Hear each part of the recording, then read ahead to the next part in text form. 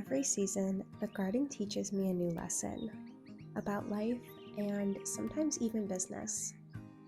Last year, it was definitely teaching me patience and to be grateful for all we did have. This year, though, I think the word is contentment. To not look too far ahead, not compare my garden to anyone else's. Just be present in the moment and at peace with what is. Hi friends, how's it going? It has been absolutely beautiful this past week in Vermont. Like 75, sunny, a little bit of a breeze, and the garden has been loving it. So I thought I would take you around today and just show you what's growing, what's blooming, do our first official harvest together, and also share a few Dollar Tree hacks and money saving tips I've been using this year, as well as some new things that we're growing. So if that's what you want to see, then just keep watching.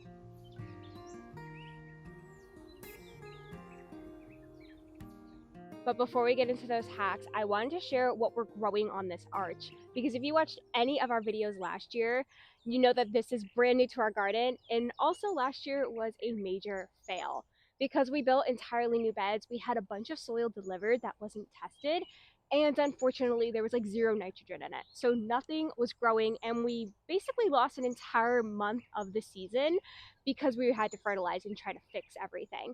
So I'm very happy to report this year everything is thriving. As you can see, we did about 3 inches of compost on top of all these beds, and it definitely helped. So starting in the front of the arch, we have loofahs, which, like I said, last year was a fail. I didn't get any. So give this video a thumbs up, send them some love. I'm really hoping to make my own sponges this year, and also make a lot of my own sauce and salsa, which is what I have these 6 big mama tomatoes for. They are a paste variety, but they are ginormous. They definitely live up to the name, and I can't wait to harvest these in probably about a month here. And then behind our big mama tomatoes, we have some butternut squash, which last year actually did really well despite all of the issues, which is surprising. So I'm hoping this year we get a ton as well, and I get to save a bunch for winter, because I am convincing my wife to build me a canning pantry in the basement. And I need stuff to put in it. So really hoping I get a lot of tomatoes, a lot of butternut squash, a lot of potatoes. I have those growing over in grow bags towards the front, as well as carrots and just all the things. So fingers crossed this is the year I actually get to preserve stuff from my garden. And then over here in our first bed, we have some poblano peppers, zucchini, summer squash. None of this is really ready to harvest yet, but I did want to share a few of the Dollar Tree hacks I was talking about. So the first one is this white little picket fence. How freaking adorable is this? And it was so easy to install. It's literally just stakes. Shove them in the ground, and then they can click together, but I was too lazy to do that. And luckily, this adds just a little bit of protection, so I feel like the bunnies can't see into the beds and know what's going on in here. But they have been sneaking through the side with the arch, which is what I've been using this trash can for. I literally just pop it over any of our lettuces. I have it in the back over our celery and cabbage as well. $1.25 still allows the pollinators in, still allows the rain in, the sunlight, but keeps the rabbits out. And then I just throw a chopstick or any stick you find on the ground in one of the holes to help secure it. And so far, everything that's been covered by those has not been damaged by rabbits. On the other hand, though, the stuff back here in my shade brassica bed, it's been a struggle, again, because of the rabbits. Everything I have covered, like the Swiss chard, the celery, the cabbages, have not been touched. But my kale, one of them came through one morning and had themselves a feast. So I might have to end up netting this, just because unfortunately those wire trash cans are not tall enough for the kale. And last year we literally had like trees of kale. So I'm really hoping that fall gardening goes better for me. I have some starts up on the deck ready to go. I just need to figure out how to protect those from the rabbits that I know are coming my way. I do have another Dollar Tree hack though for you if you want to prolong the time between waterings. You can make your own oyas using their little terracotta pots. By the way, if you've never heard of oyas before, it's an ancient watering technique where you bury a terracotta vessel in the ground. Because it is porous and allows water out, it then slowly seeps the water out in your garden when it starts to dry out, so you don't have to water as often. Although I will say the oyas that they sell online, tend to be rather pricey. So this Dollar Tree hack with a little bit of silicone, literally it was maybe $5 to create these, and they've been working really well. If you don't feel like making your own oyas though, I have another hack for you that is a little bit more expensive, but definitely holds a lot more water and saves me the time and frustration of dragging a 200-foot hose all the way back here every day. So I use this hack in all of our raised beds, but I'll show you it in our eggplant and bell pepper one. It's these little terracotta gardening spikes. All you do is put a wine bottle full of water into them. And same idea, the terracotta allows the water to seep out as the soil begins to dry out. And I filled these probably like 3 days ago now, and they're still halfway full. And apparently they water about 4 square feet. So in this 8-foot bed, I have two of them. And like I said, it saves me a lot of time and frustration. And I think they're about 20-ish dollars on Amazon. So definitely worth the investment if you're going to go away for the weekend and you're worried about your plants drying out, or if you're like me and just don't want to be out here every single day watering your garden.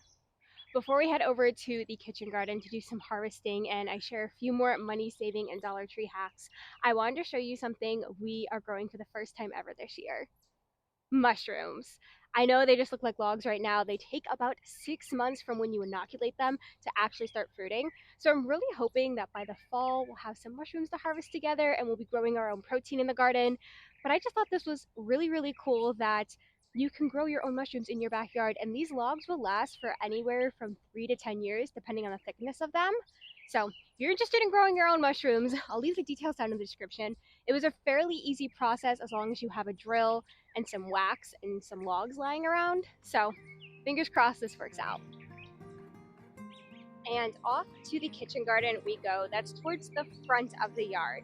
But first I wanted to take a little pit stop and grab some of these wildflowers because we are expecting rain the next 2 days, and I'm not sure how they're going to hold up to summer thunderstorms. So I'm gonna fill up my basket with some flowers and then go fill it up with some tomatoes and cucumbers.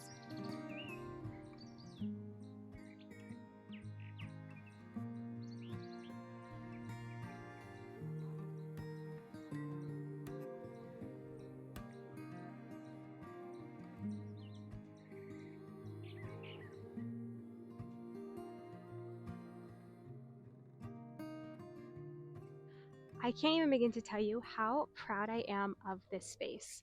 Last year, it took us till about September for this arch to be completely filled with cucumbers and tomatoes, and it's currently the end of July and we are already there.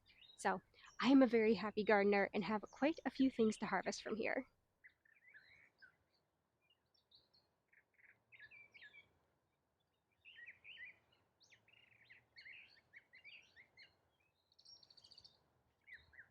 I do this every time I harvest. I never bring a big enough basket.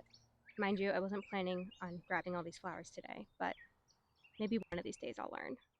And on to these tomatoes. So these are actually a Sungold variety, which is why I am picking them before they turn red, because they only turn orange. But they are so sweet, so delicious. If you have never tried these before, 10 out of 10, you gotta grow them. The only thing to keep in mind is that these are an indeterminate variety, meaning that they will grow indefinitely, as you see, up and over this arch. So you need space. You might need a cattle panel arch like this, but like I said, these are the best tomatoes out there.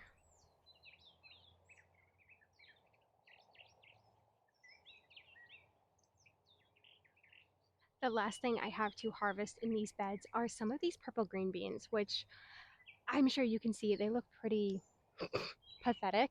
We've had a rabid issue all season long, and I've been trying to protect them with hot sauce spray so they don't taste good to them. As you can hear, I have these little bells up, which are supposed to deter them. It didn't work. I have this fencing, which this is actually from Dollar Tree. It works really well for like giving them some support, but the bunnies have been relentless. So I finally had to upgrade to some netting, which you can see here, which that is my money saving tip for you in this garden space. Instead of buying bird netting or deer netting, which tends to be quite pricey, if you go to a fabric store or even some Walmarts and buy tulle, it does the same exact thing. You can get it cut by the yard for the exact size you need, and it still allows sunlight in, it still allows rain in. The only downside is if you have stuff that needs to be pollinated, it can be hard for little bugs to get in there. So I only have ours netted 3 ways, and then through the arch it's open because the rabbits haven't figured out how to get through there yet. But then the bees and the flies and all that can still get in. So if you need a way to protect your garden, I would highly recommend buying some tulle, and you can reuse this every single year. Luckily, it doesn't rip too easily. I have a few tears in mine, but definitely will be using this the rest of the season because the bunnies and me have been battling it out. The other things I have growing in this bed are some peppers, which these are a picnic variety, so they're like little snacking peppers. And I could harvest these right now, but I prefer when they're yellow and orange, so I'm gonna let them go a little bit longer.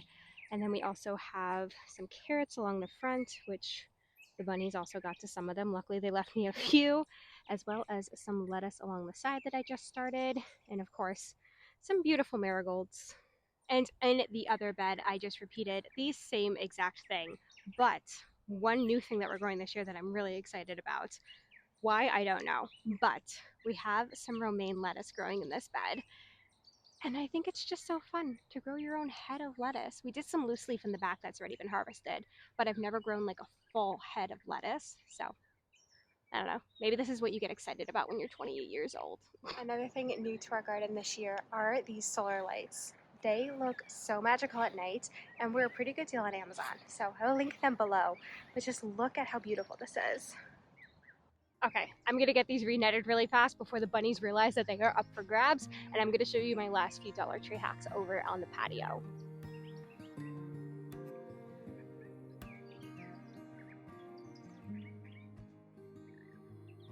One more new thing I want to show you growing in our garden this year before I show you the last Dollar Tree hack is in this bed right here. So in past years, this 16-foot bed we would grow strawberries in, but unfortunately they got really bad leaf spot. So I had to rip them all out, refresh the soil. My wife actually went and rebuilt this bed, hence all of the new wood. So we decided to do something different in it and grow some pumpkins, which isn't the new thing. We've done that in years past. But the other vining thing I put in this bed because it's so big are these baby Bella watermelons. Look how cute he is. This is our first one. He's not ready to pick yet. I'm hoping next month. But we also have a little guy right over here and one more hiding somewhere. Okay, enough dilly-dallying. Let's get to the last Dollar Tree hack for your garden before this rain comes, because this guy sure is, it's just straight up clouds right now and very humid. I don't know if you could tell, but my hair has progressively gotten frizzier as we've been going. So let's move on to this last hack for you. I believe I shared this hack over in our planting day video, so I will link that for you. But almost this entire herb tower is from Dollar Tree. All of these planters I got from there. The little plastic signs are from Dollar Tree. I just used my Cricut to make the words. And then I also have some cute little like fairy houses just to make it more whimsical. Also Dollar Tree. This honestly is probably my favorite Dollar Tree hack because I've seen towers like this go for at least $100 online, if not more. And I'm sure they're much sturdier and maybe bigger, but this works pretty well. I will say though, it is very helpful if you drill a hole through all of the planters down the middle and put a dowel in there for a little bit of stability. Because last year I definitely knocked these over trying to turn them and get the sun on every side. And the other thing I'll say, if you're really handy like my wife, you can build a base for this with just a piece of wood and a couple of wheels. So those aren't from Dollar Tree. Probably brought the project up to an additional $10 from that. But still, a really, really easy way to grow a lot of stuff in a small space. And I've already harvested so much just from this one tower. It is insane how much it produces. So even if you just have an apartment balcony or a really sunny window in your house, you can grow your own food. And the last bit of food we are growing in our backyard this year is actually where we began this tour. So over here, I have a couple more herbs growing in all of these containers on the railroad tie, and then a ton of potatoes. Last year I grew 2 and I guess became obsessed because now I have 12, and I'm really hoping I grew enough for the entire year supply, but we'll see. And with that, I think we are done with the July garden tour. The only other area to show you is this greenhouse, which I don't have anything growing in there right now because it is more than hot enough outside. But I'm hoping over the winter months to maybe get some kale and lettuce in there and see if they can survive the frigid tundra that Vermont becomes. So fingers crossed that works out. And make sure to subscribe to see if it does, and so you don't miss any more garden tours or the other magical videos I share. So thank you for watching. I hope you enjoyed this video. I enjoyed making it, and let me know down in the comments what you are growing this year and if you have any money saving hacks for your garden. As for me, I'm gonna go inside and get these flowers in some water because they are already starting to wilt. So until the next video, have a magical one.